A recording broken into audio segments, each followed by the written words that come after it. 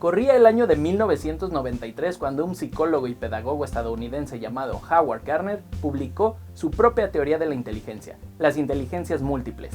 Según Gardner, el cerebro humano comprendía más que solo una medida de intelecto. Definía la inteligencia como la capacidad de resolver problemas o de crear productos que sean valiosos en uno o más ambientes culturales. Una de las inteligencias múltiples es la musical, siendo esta una de las más complicadas de explicar por parte de expertos en psicología o música debido a su complejidad.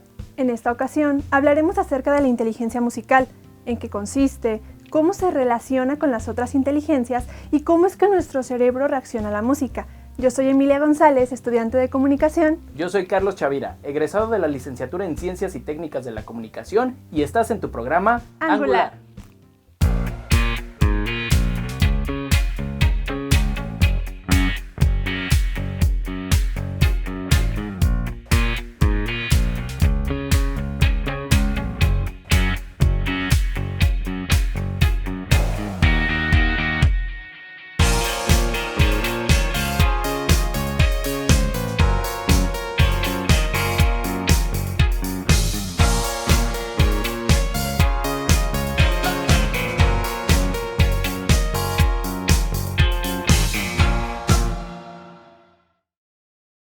Heinz Wronski es un filósofo y matemático polaco de finales del siglo XVIII.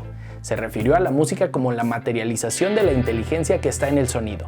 La inteligencia musical es un concepto que abarca la capacidad que tenemos las personas de procesar piezas musicales tanto simples como complejas. Alude a las capacidades y sensibilidades que tienen que ver por la sensibilidad musical. Es independiente a la capacidad auditiva y libre de objetos. La define la total libertad para crear y apreciar música. La inteligencia musical se puede dividir en varias habilidades. Sensibilidad a la hora de identificar. Relativa facilidad a la hora de componer o interpretar piezas musicales. Facilidad para encontrar recursos con los cuales plasmar estados emocionales. Facilidad para reconocer piezas musicales enmascaradas. Habilidad para reconocer los distintos géneros musicales. Facilidad para crear melodías haciendo sonar varios objetos. La definición de sonido como tal es las vibraciones de un cuerpo sonoro, o sea, todo emite sonido.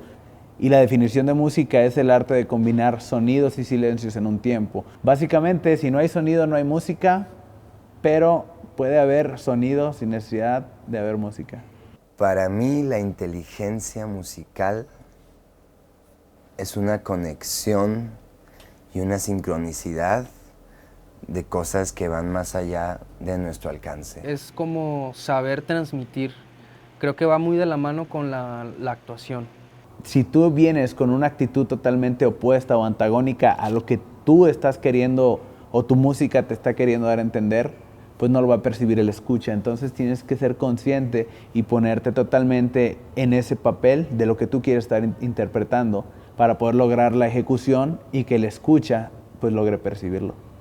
Creo que todos tenemos música dentro de nosotros. En algún lugar nuestro hay algo de música. Es solo sacarla. Pero realmente sí creo que todos pueden escribir música o tocar música hasta cierto punto. Y también desde tiempos inmemorables hemos hecho cosas colectivamente y juntos, ya que somos tribales. Incluso ahora es lindo tocar en una banda. Entonces creo que en cierto nivel todos nos podemos unir, todos podemos estar en un coro, todos podemos estar en un grupo progresivo, todos podemos tocar música, pienso. Creo que todos tenemos cuerdas vocales, extremidades, cerebro, capacidad todos tenemos de aprender. La sensibilidad musical está presente en nosotros desde los primeros meses de vida. Su existencia no depende de si hemos recibido educación formal o no. Para los músicos, la capacidad de su apreciación es algo innato. Sin embargo, existe la relatividad. No todos desarrollan su capacidad al mismo tiempo y no todos los escenarios de los que hacen música son los mismos. Gardner en su teoría nos describe un ejemplo para entender esto mejor.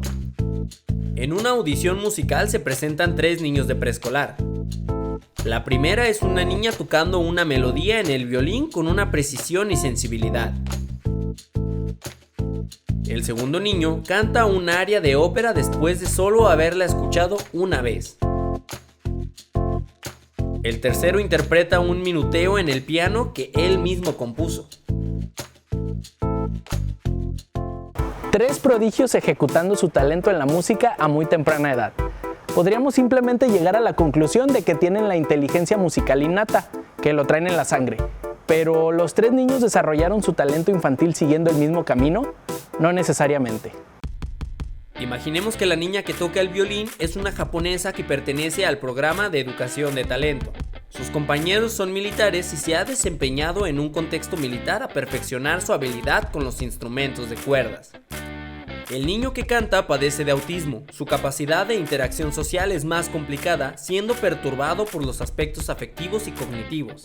Sin embargo, al mostrar esta excepción de aislamiento de las interpretaciones genéricas a la música, él logra cantar de forma impecable cualquier pieza que encuentre.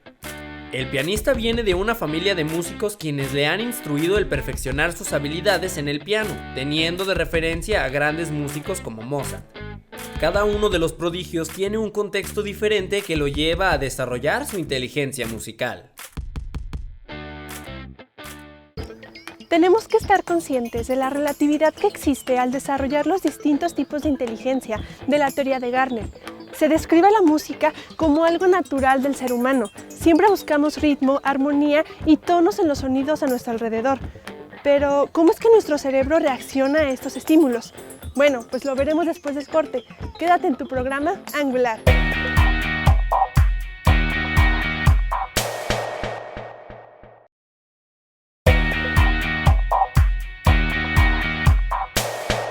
La música es una fuerte herramienta de comunicación, de carácter casi universal, teniendo esta una marcada influencia en nuestra área cognitiva. Gardner menciona que la sensibilidad hacia la música surge a principios de nuestra vida. Los recién nacidos perciben tono y ritmo de la voz materna, además de que pueden distinguir diferentes escalas y acordes. A partir de los 6 meses de vida se pueden percibir cambios específicos en las melodías cuando se altera el ritmo o los tonos. Alrededor de los 3 años se reconocen contrastes más complejos en el timbre, ritmo, altura, duración o textura de los sonidos. Bueno, la música es un elemento que estimula de manera muy particular la inteligencia en los recién nacidos, principalmente porque la música tiene la gran virtud de estimular los 2 hemisferios cerebrales, el derecho y el izquierdo, de manera que el niño que es expuesto a este estímulo musical tiene la gran ventaja de poder desarrollar de manera muy particular ambos hemisferios. Y por supuesto que esto favorece habilidades de pensamiento como son la memoria, la concentración, la imaginación, entre muchos otros.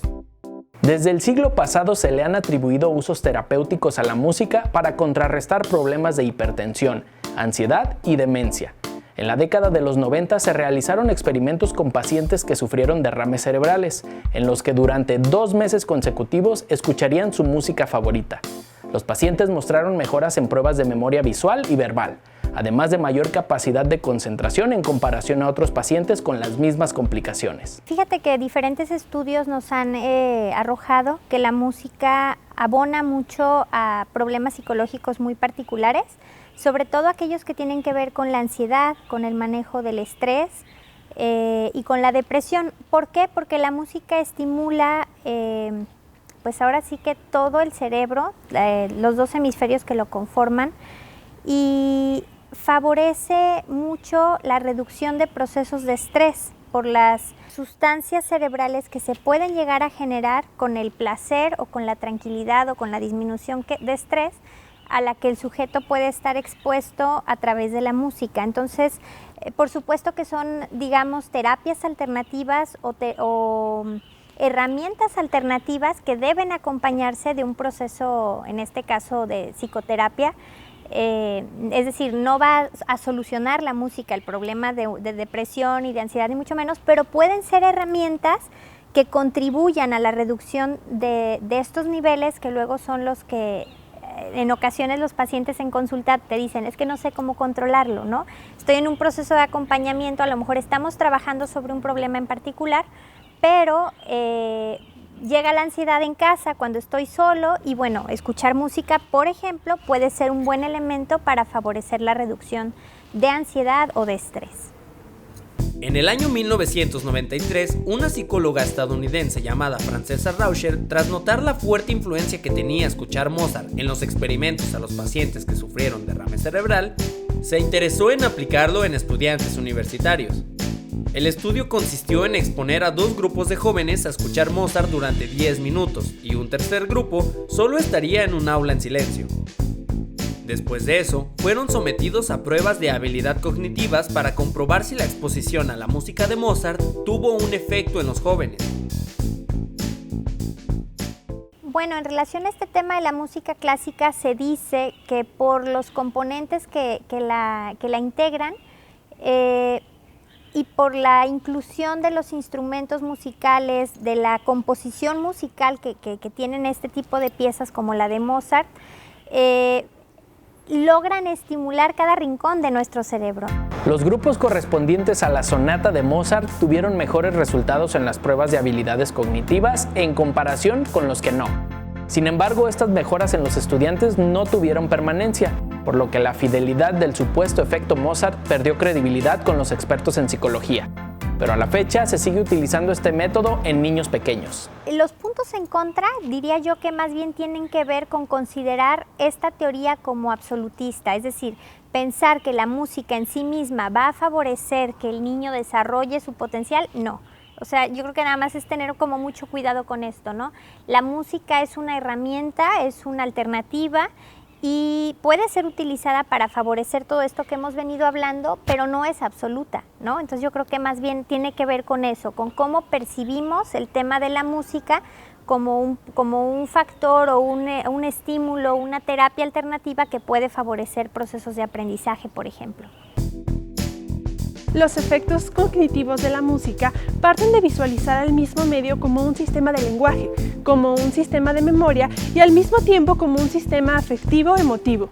Hay momentos en los que no te sientes feliz, pero pones música feliz. Hay momentos en donde te sientes alegre y pones música más bien triste o música reflexiva, o muchos tipos diferentes de música. Entonces tienes que intentar ponerte en la posición de, si no puedo hacer eso, entonces voy a ver algo en la tele que me haga sentir feliz, o triste, o me haga llorar, o me haga sentir muy deprimido o nervioso. O si es algo de acción, voy a ver algo como Bourne Identity para ponerme en el estado de ánimo correcto y luego, habiendo hecho eso, no escucharé nada por 1 hora o tal vez 2 y empezaré a escribir en ese punto.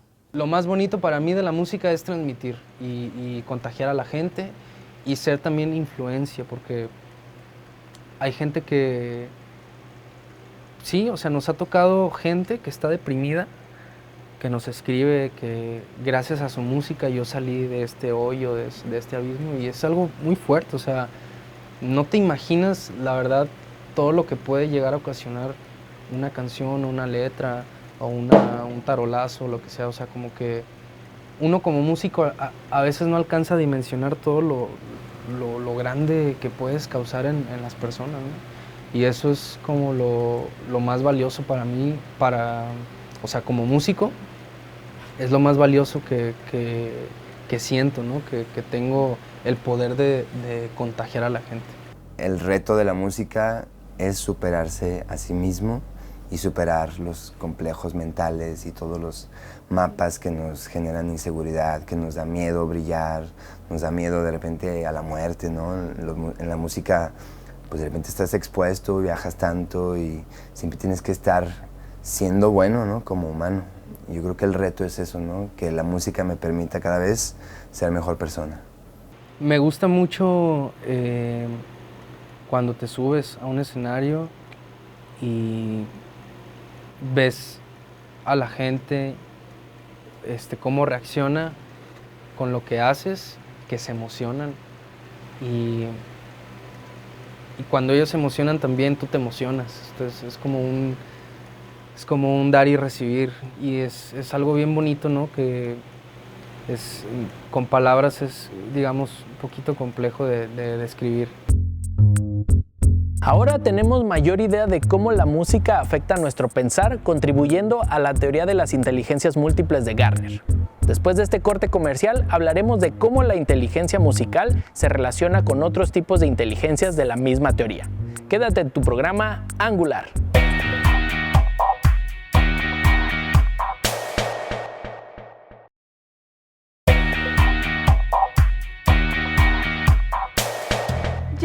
aprendemos qué es la inteligencia musical y cómo la música afecta nuestra área cognitiva. Ahora aprenderemos cómo se relaciona esa inteligencia con las mismas que conforman la teoría de Gardner. Las matemáticas son la base principal de la música. Pitágoras realizó una investigación bajo un fundamento meramente matemático para explicar los intervalos acústicos en las tonalidades, es decir, las diferencias entre los sonidos. Para Pitágoras, los números eran la base de todo lo que sucedía a nuestro alrededor. Gracias a sus teorías, se le atribuyeron un sentido más objetivo y útil a los números, entre ellos para la música. Para probar su hipótesis, utilizó el monocordio, un instrumento musical que consta de una sola cuerda. Si estuviste en la presentación, estaba diciendo cómo tenía que escribir en números hexadecimales. Ahora, eso es muy mecánico y no muy musical. Entonces, tenía que trabajar lo que iba a tocar, la música que estaba haciendo, y después descomponerlo a esta matemática y empezar a reconstruirlo. Ya que eran varios canales, todos los canales debían tener sentido. Entonces, era una restricción muy enfocada y no necesariamente musical. La música era solo una pequeña parte de eso. Era mucha producción, mucha programación, para lograr que realmente sonara, y esa era la parte más pesada. Afortunadamente ya no lo tengo que hacer. Dentro de los efectos cognitivos que tiene la música, podemos mencionar la función que tiene esta como sistema de lenguaje. Funge como una herramienta comunicativa con la que se pueden despertar sensaciones, expresar emociones y provocar pensamientos en las personas como ningún otro medio. La música, al igual que el lenguaje, tiene fundamentos sintácticos, tiene elementos jerárquicamente organizados que, siendo músicos o no, no son fáciles de percibir. Un ejemplo de ello podrían ser los tonos, intervalos y acordes. Nuestro cerebro asimila las frecuencias emitidas por los sonidos, catalogándolos y dándoles un sentido, terminando con un significado. Las canciones pueden cambiar vidas, pueden cambiar el mundo. La gente nos ha dicho, ¿no? Me ha dicho a veces historias impactantes de vida que los han transformado a ellos, o que gente que ha muerto y que se llevan nuestras canciones y que las dejan a su familia. Entonces es bien bonito darlo todo en una canción y no querer como, apretarla o presionarla, y no, que es mío, es mío. O sea, el reconocimiento viene solo, no necesitas demostrar nada, ¿no? Lo importante es abrir el corazón y que se exprese él a través de ti, ¿no? Y ya el reconocimiento pues vendrá después, y las cosas caen por su propio peso, siempre. Tenemos que ser conscientes también de lo que estamos escuchando, tanto pues líricamente, pues porque pues ahorita hay mucha música al alcance de la mano de cualquiera, y te puede intensificar mucho, tanto ya vienen esas vibraciones con una letra muy deprimente, o con una letra muy cargada de odio, o una letra muy cargada de ficción, y puede ser muy engañosa. Entonces creo que nos puede afectar tanto para bien como para mal. Más bien aquí la moraleja es que seamos responsables con lo que escuchamos, cuando lo estamos escuchando, y hasta qué tenemos que escuchar, ¿sabes? Siempre los límites son buenos. Creo que las matemáticas y la música son integrales, están entrelazadas. Sin las matemáticas no tienes la calidad rítmica, estaría por todos lados. Pero creo que necesitamos un poco de ambas. A veces necesitas algo muy estricto, pero entonces, cuando respecta a la melodía, eso necesita su propia línea, necesita fluir, necesita ser líquida, necesita comunicar básicamente. Es por eso que los maestros siempre trabajan cuando intentan ser emotivos, pero la combinación de algo que es muy estricto con una línea emotiva y linda de manera superior, eso es como realmente conecta. Una canción es tuya y para siempre va a ser tuya, ¿no? Es una extensión de ti, al final de cuentas. Y son diferentes los procesos creativos para realizar canciones. Ha habido canciones que se me han ocurrido en 5 minutos y que la bajo toda, y música y letra se termina, ¿no? En 5 minutos. Pero son mis composiciones. Cuando llegas a componer con alguien más, tienes que abrirte y tener mucha apertura para lo que te va a decir el otro, porque puede que no le guste, puede que te diga algo simplemente por envidia, o que él quiere hacer algo y no puede, y te ve a ti, y entonces es abrirnos, y lo que decía hace rato, ¿no? Es soltar el ego y entender que la música es colectiva y es un bien colectivo, y cuando estás en un espacio creativo con más personas, todos son importantes. Esta rama artística también tiene importancia en las inteligencias interpersonales e intrapersonales. Al poder contar con una fuerte carga emocional, uno puede desarrollar capacidades como mejora de la autoestima, confianza y seguridad. Siendo un medio que puede estar en la boca de todos, ahora dichas implicaciones se pueden compartir en un ámbito interpersonal con el que se genera un diálogo, lo que quiere decir que un sistema de lenguaje apoya al otro para la mejora de una relación con los demás. Todo esto nos podría llevar a un mejor desarrollo del afecto entre las personas. Se dice que sí es la música idónea para que los niños la escuchen. Por ahí, por ejemplo, luego se recomienda que los niños que tienen algún trastorno del aprendizaje, dificultades de concentración, trastorno de, por ejemplo, de hiperactividad, puede ser muy favorecedor el estimular o el acompañar procesos de orientación o de acompañamiento humano del niño a través de la música. En conclusión, la música es una parte importante de nuestra vida diaria que nos ha acompañado desde el principio de nuestra conciencia. También es importante tener en cuenta que en nuestra capacidad intelectual, ella juega un papel principal y que todos contamos con dicha capacidad con la que podemos jugar y desarrollar con el paso de los años. Este ha sido solo el comienzo de una explicación a fondo sobre las teorías de Gardner y las inteligencias múltiples, el cual será el tema principal de esta temporada. Si te gustó el programa, síguenos en YouTube, donde subimos contenido semanalmente. Yo soy Emilia González, estudiante de Ciencias de la Comunicación. Yo soy Carlos Chavira, egresado de la licenciatura en Ciencias y Técnicas de la Comunicación, y este fue tu programa Angular.